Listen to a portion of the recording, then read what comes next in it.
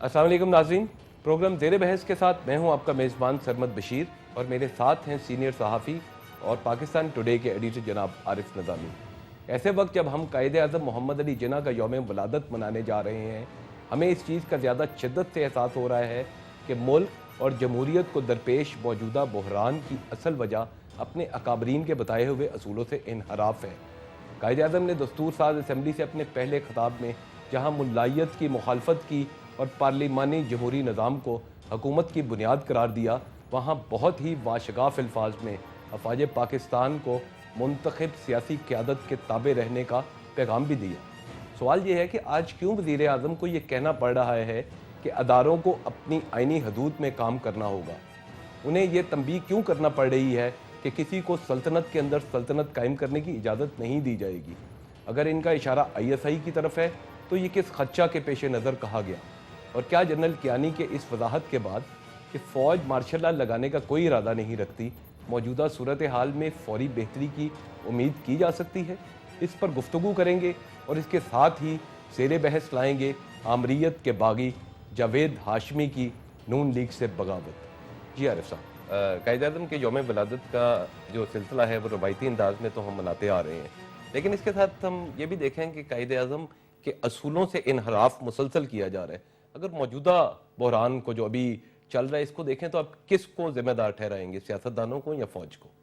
सियासतदान तो ज़िम्मेदारी से मुबर्रा है ही नहीं, लेकिन इस मुल्क में जिसमें कि इसके वजूद से आधे से ज़्यादा अरसा फ़ौज या नीम फ़ौजी निज़ाम रहे हों, 4 दफ़ा मार्शल लॉ लग चुके हों, उसमें फ़ौज का एक माइंड सेट बन गया हुआ है, जिसके अंदर उस माइंड सेट में वो बाज़ चीज़ों को फितरी तौर पे अपनी दायरा अख्तियार या डोमेन समझती हैं और उसी की वजह से मसाइल पैदा होते हैं।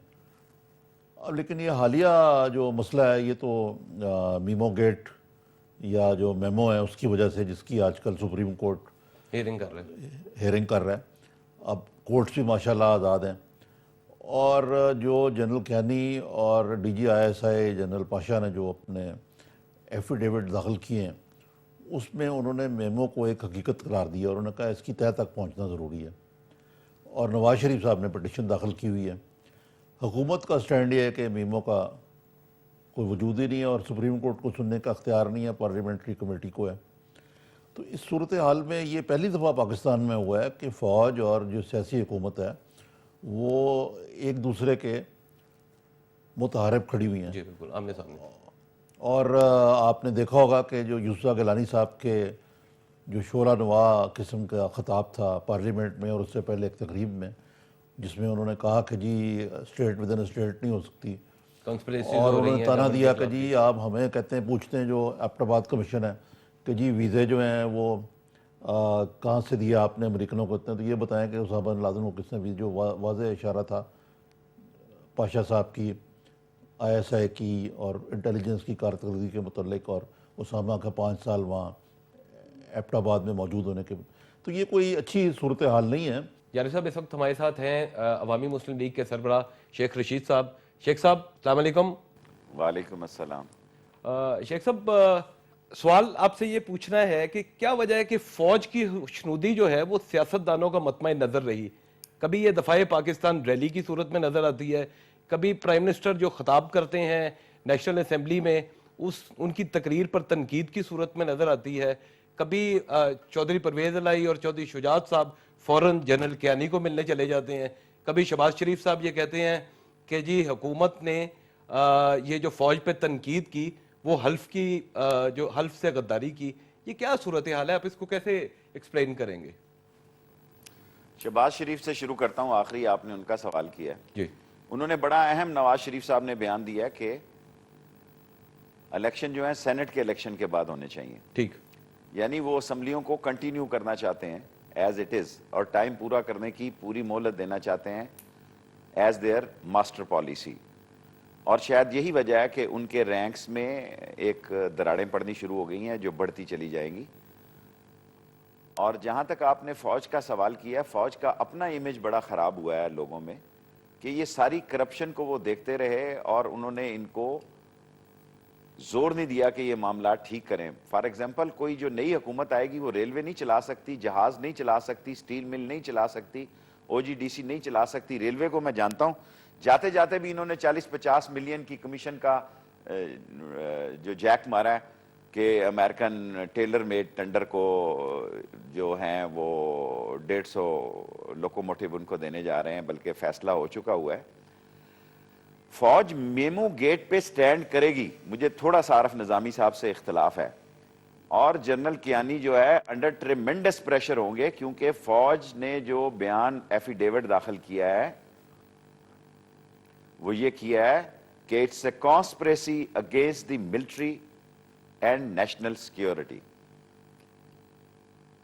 جمہوریت جو ہے, کیونکہ دنیا کے حالات ایسے ہیں, میرا خیال ہے اس حکومت نے لوگوں کے ہاتھوں جانا ہے, نہ فوج کے ہاتھوں جانا ہے, نہ عدلیہ کے ہاتھوں جانا ہے, اور لوگ میرا خیال ہے تیاری میں ہیں. لوگوں کا ان کو اندازہ نہیں ہے کہ لوگ کس طرح بھرے بیٹھے ہیں کہ اگر ایک سوئی گیس جاتی ہے تو پولیس کی آرمڈ گاڑیوں کو وہ آگے لگاتے ہیں, اور عورتیں لگاتی ہیں. کوئی وہاں سیاسی لوگ نہیں ہیں, اگر ہیں تو اس کا مجھے معلوم نہیں ہے. شیخ صاحب آپ کا خیال ہے کہ دو چیزیں میں بڑی واضح کرنا چاہتا ہوں. ملک آپ دیکھ رہے ہیں کہ حقیقی کی طرف جا رہا ہے, اگر فوج کچھ بیچ میں انٹروین نہیں کرتی تو؟ میں سمجھتا ہوں کہ فوج کو مداخلت یقیناً نہیں کرنی چاہیے. آرمی کو سپریم کورٹ کے پیچھے کھڑا ہونا چاہیے, اور سپریم کورٹ کو جو 6-7 ڈیسیژن لے کے 4 سال سے بیٹھے ہوئے ہیں, ساری قوم چیف جسٹس کی طرف دیکھ رہی ہے. اگر یہ حالات ایسے ہی رہے تو شاید ان فیصلوں کی بھی نوبت نہ آئے. میں ملک اور قوم کو انارکی کی طرف جاتے دیکھ رہا ہوں. 1-2 اور جلسوں کے بعد کوئی بھی کال دے گا, پاکستان تحریر چوک بن جائے گا. سیکنڈلی, فوج میں پورا میڈیا میں چند جو لوگ ہیں, انفلوئنسڈ لوگ ہیں, اور جن کو جہاں سے ڈانڈے مل رہے ہیں وہ بھی پتہ ہے, میں الجھنا نہیں چاہتا, لیکن میڈیا کے لوگوں کو بھی لانچ کیا گیا ہے فوج کے خلاف. خود نواز شریف صاحب پیچھے ہو گئے ہیں. آپ دیکھیں کہ وہ اس کیس کی پیشی میں نہیں گئے, اور جب کیس سے باہر نکلے ہیں ان کے ٹاپ لیڈرشپ, انہوں نے میڈیا سے کوئی بات نہیں کی, اور انہوں نے زوردار بیان دیا کہ ہم فوج کے راستے میں رکاوٹ بنیں گے. شیخ صاحب لیکن پنگا تو یہ نواز شریف صاحب نے لیا ہی, وہی گئے ہیں جا کے, انہوں نے وہاں سپریم کورٹ میں جا کے یہ داخل کیا ہے میمو گیٹ والی جو عرض داشت ہے. تو آپ کیسے یہ کہہ رہے ہیں کہ وہ پیچھے ہو گئے ہیں؟ انہوں نے تو یہ سارا معاملہ شروع کیا. نواز شریف صاحب کی سیاست کو میں بہت پہلے یہ خواہش رکھتا تھا, میں چیخ رہا تھا کہ مسلم لیگوں کو اکٹھا کر لیں. سیاست میں وقت بڑا اہم ہوتا ہے اور لیڈر وہی رہیں گے. اب وہ ٹرین ہاتھ سے چھٹ گئی ہے, اور میں اطلاعات پر مبنی یہ بات کہتا ہوں کہ نواز شریف صاحب انڈیسائسو پالیٹکس کر رہے ہیں, اور ہاتھ آسمان پہ بھی لگاتے ہیں, پاؤں زمین پہ بھی لگاتے ہیں, اور خلا میں ان کی پالیسیاں جو ہیں لٹک رہی ہیں. میری یہ اطلاعات پر مبنی بات چیت ہے کہ وہ حالات سے خوفزدہ ہو کر وہ اس سپریم کورٹ کے کیس میں اس طرح نہیں کھڑے. میمو گیٹ جو ہے اس کا فیصلہ ہونا ہے at any cost, at any cost. یہ کیا نواز شریف صاحب کی کیا سیاست ہے؟ وہ سوچے سمجھے بغیر میدان میں آ جاتے ہیں. اتنی بڑی سیاسی جماعت کے, وہ دوسری بڑی سیاسی جماعت ہے پاکستان کی, ابھی تک تو ہے. اب عمران خان صاحب نے اس پہ کامیاب نقبے لگائی ہیں, لیکن پھر بھی اتنی بڑی سیاسی جماعت ہے, وہ کوئی مشاورت کا عمل ہی نہیں اس جماعت میں. میرا خیال ہے یہ اس کا جواب تو وہ لوگ دے سکتے ہیں, میں پالیسی پہ بات کر سکتا ہوں. مشاورت کا عمل ہے یا نہیں ہے یہ تو آپ کو بھی پتہ ہے عارف صاحب, مجھے بتانے کی ضرورت نہیں ہے کتنی مشاورت ہے. اس ملک میں خاندانوں کی مشاورت ہے, اور خاندانوں کی سیاست کے خلاف بھی ایک ریوولٹ آ رہا ہے. اور وہ لوگ جن کی ان سیاستوں میں گنجائش نہیں تھی, وہ لوگ جو ٹیلنٹڈ تھے اور جن میں صلاحیتیں ہیں, لیکن وہ سمجھتے ہیں کہ یہ لوگ نہیں ہٹیں گے تو ان کے لیے راستہ نہیں بنے گا, وہ لوگ بھی ایکٹیو ہوئے ہیں. میں پالیسی پر آنا چاہتا ہوں. پالیسی یہ ہے کہ فوج کو مشتعل کرنے کی پوری کوشش کی گئی ہے. فوج کو, کیونکہ گورنمنٹ جو ہے موجودہ گورنمنٹ, اس میں جو ہیڈ کر رہے ہیں آصف زرداری صاحب, وہ بہت سمارٹ آدمی ہے. اس نے نواز شریف کے دور میں پکڑائی نہیں دیا. مشرف نے 6 سال پوری کوشش کی, سویز, لندن, ہر جگہ 6 سال تک کوئی 120-22 پیشیاں انہوں نے اپنی میڈیکل گراؤنڈ کی بنیاد پر.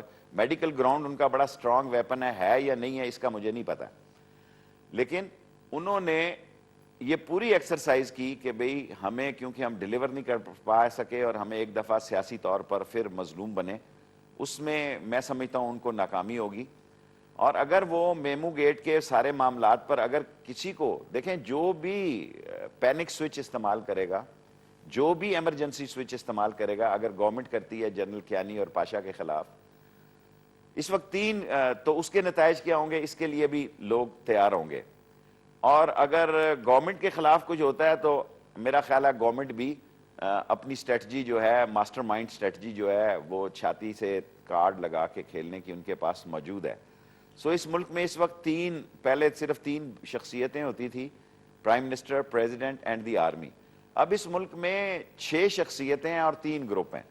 6 شخصیتوں میں ایک گروپ ہے chief of the army staff and general Pasha. Pasha صاحب کا 2-3 مہینے ہوں گے ان کی ریٹائرمنٹ میں، کیانی صاحب کا وقت ہے. یہ ایک پارٹی ہے. دوسری پارٹی پرائم منسٹر اور پریزیڈنٹ اکٹھی ہے، اور پریزیڈنٹ جو ہے اس کو انہیں ایک چابی والا پرائم منسٹر ملا ہے. سو انہوں نے ایسے حالات کو پہلے باہر جا کے اسٹڈی کیا، انہوں نے سمجھا کہ نہیں، یہ لڑائی اندر جا کے لڑی جائے. 3rd گروپ میڈیا اور چیف کا ہے، افتخار صاحب کا. اب چودھری افتخار صاحب کے پاس بڑے سیریس کیسز فیصلے کے منتظر ہیں. رینٹل پاور فیصلہ انتظار کر رہا ہے، NRO فیصلہ انتظار کر رہا ہے، حج سکینڈل فیصلہ انتظار کر رہا ہے، وہ NLC ریلوے، یہ سارے فیصلے NRO کا فیصلہ ہو نہیں گیا شیخ صاحب؟ جی سر، NRO کا تو فیصلہ ہو گیا. ہاں، لیکن اس پر عمل درآمد جو ان کو کہا گیا وہ تو نہیں سنی گئی 17 ججز کی. فیصلہ تو وہ ہوتا ہے کہ اگر فیصلہ ہو جائے اور اسے امپلیمنٹ کر دیا جائے. لیکن شیخ صاحب اگر 17 حکومت ججز نے عمل نہ کرے تو سپریم کورٹ کے پاس کوئی پولیس تو نہیں نا عمل کرانے کے لیے، وہ تو ایگزیکٹو کوئی کرنا ہے نا. اور اگر سپریم کورٹ مارچ کے بعد یہ فیصلہ دیتی ہے تو اس کی کوئی حیثیت بھی نہیں ہے، کیونکہ سوئز کورٹ میں وہ کوئی پھر خط نہیں لکھ سکتے سوئز لا کے مطابق.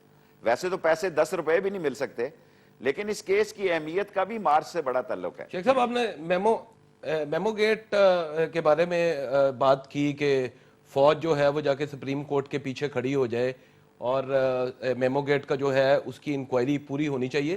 اب میمو گیٹ کی جو بیسس بنی وہ تو منصور اعجاز کا ایک آرٹیکل بنا جس کے اوپر حسین حقانی صاحب سے استعفیٰ لے لیا گیا. وہی منصور اعجاز جو وہ شیڈی کیریکٹر جو ہے وہ ایک دوسرا آرٹیکل لکھتا ہے، اس میں کہتا ہے کہ ISI کے جو چیف ہیں DG ISI وہ جا کے عرب ممالک میں زرداری صاحب کو نکالنے کے لیے ان کی سپورٹ مانگتے ہیں. وہاں پہ ان کے استعفے کا مطالبہ صرف ایک ANP کی لیڈر ہیں گوہر رحمان صاحبہ، ان کی طرف سے آتا ہے اور کوئی اس کو سپورٹ نہیں کرتا. تو یہ کیسی صورتحال ہے کہ ایک طرف بغیر انکوائری سے پہلے امبیسڈر سے استعفیٰ لے لیا جاتا ہے اور DG ISI کے بارے میں کوئی بات کرنے کے لیے تیار نہیں.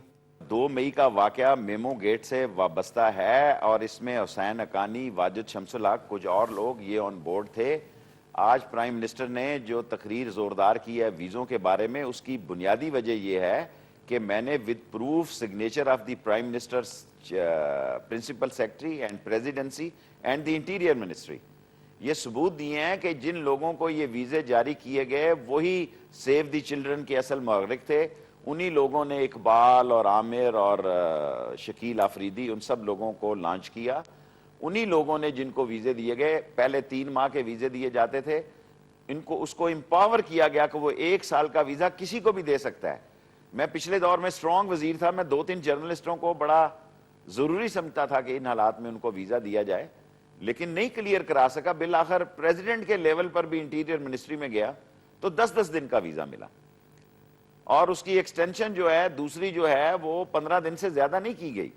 انہوں نے کہا اگر انہوں نے رپورٹنگ کرنی ہے تو 15 دن بہت ہیں، اگر کسی نے کاروائی ڈالنی ہو تو 1 سال کے عرصے میں. آپ دیکھیں 2 مئی کے واقعے کے بعد ان لوگوں نے اپنے آپ کو کہا جی کہ ہم جا رہے ہیں، اور وہ بھی لسٹ کنی لوگوں نے، یہ وہی ویزوں کی لسٹ تھی جو چل رہی تھی جس پر امریکن تکرار کر رہے تھے، یہاں سے ویزے نہیں کلیئر ہو رہے تھے. انہوں نے ایک رات میں 400 ویزے کلیئر کروائے اور انہوں نے آ کے یہاں ساری کاروائی کی، اور اس کاروائی کے ڈانڈے بہت دور تک مل رہے ہیں. شیخ صاحب، آپ سے ہم گفتگو کرتے رہیں گے، لیکن ناظرین یہاں لیں گے ہم ایک چھوٹا سا بریک.